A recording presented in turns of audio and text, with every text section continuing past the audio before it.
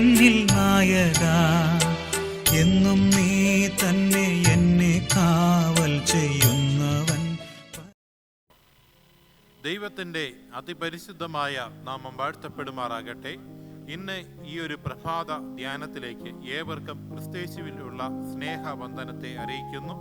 ഇന്ന് നമുക്ക് ചിന്തിക്കുവാനുള്ളത് സാർവത്രിക സ്തുതി എന്ന ഒരു ഭാഗത്തെ ആസ്പദമാക്കിയാണ് നമുക്ക് ചിന്തിക്കാനുള്ളത്. ആധാരവാക്യമായി നമുക്ക് ലഭിച്ചിരിക്കുന്നതായ വേദവാക്യം വെളിപ്പാട് പുസ്തകം 5-ാം അധ്യായം 13 മുതൽ 14 വരെയുള്ളതായ വാക്യങ്ങൾ.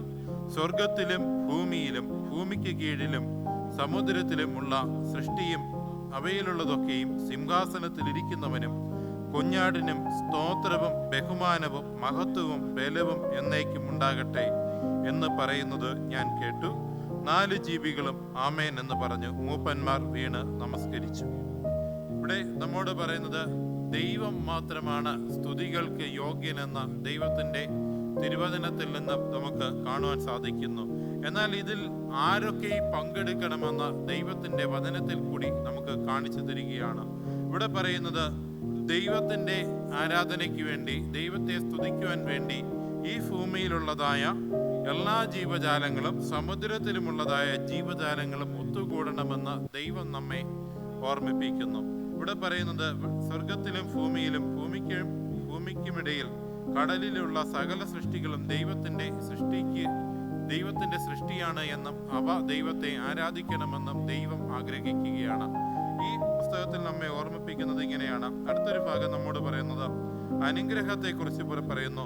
അപ്പോൾ ദൈവം നമുക്ക് നൽകിയിരിക്കുന്നതായ അനുഗ്രഹങ്ങൾ ദൈവത്തിൽ നിന്നും നമുക്ക് കിട്ടണമെങ്കിൽ ദൈവത്തിൻ്റെ പദ്ധതികൾ നമ്മൾ ദൈവത്തോട് ചോദിച്ച് മനസ്സിലാക്കി ദൈവത്തിൻ്റെ ഇഷ്ടപ്രകാരം ജീവിക്കുന്നുവെങ്കിൽ നമുക്ക് ദൈവത്തോടൊപ്പം ചേർന്ന് നിൽക്കുകയും ദൈവത്തിൻ്റെ അനുഗ്രഹങ്ങളെ നമുക്ക് നേടുവാൻ സാധിക്കുകയും ചെയ്യുന്നു. അപ്പോസ്തലനായ പൗലോസ് ഇങ്ങനെ നമ്മോട് പറയുന്നു, എന്നെ ശക്തനാക്കുന്നവൻ മുഖാന്തരം ഞാൻ സകലത്തിലും മതിയായവൻ. അപ്പോൾ ദൈവത്തിൻ്റെ ഒരു പദ്ധതിയാണ്, സാർവത്രികമായ സ്തുതികൾ നിറഞ്ഞതായ ഒരു പദ്ധതിയിലൂടെ നമ്മൾ ജീവിക്കുമ്പോൾ സകലവിധമാകുന്ന അനുഗ്രഹങ്ങളും ദൈവം നമുക്ക് നൽകുമെന്ന ദൈവത്തിൻ്റെ വാക്കുകളിൽ നിന്ന് നമുക്ക് മനസ്സിലാക്കാൻ സാധിക്കുന്നു.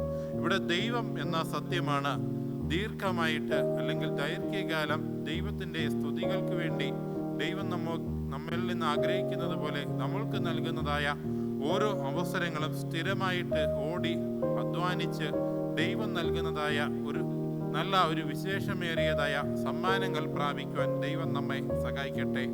ആമേൻ. നമുക്ക് കണ്ണുകളെ അടയ്ക്കാം, പ്രാർത്ഥിക്കാം. അടിയങ്ങളെ അതിവാത്സല്യമായി സ്നേഹിക്കുകയും പരിപാലിക്കുകയും ചെയ്യുന്ന അടിയങ്ങളുടെ സൃഷ്ടിതാവും പരിപാലകനുമായ പൊന്നു ദൈവമേ, പൊന്നുനാമത്തിനെ നന്ദി അറിയിക്കുന്നു. കൃപ കൂടെ ഇരിക്കണമേ. എല്ലാം യേശുവിൻ മഹത്വമുള്ള നാമത്തിൽ തന്നെ.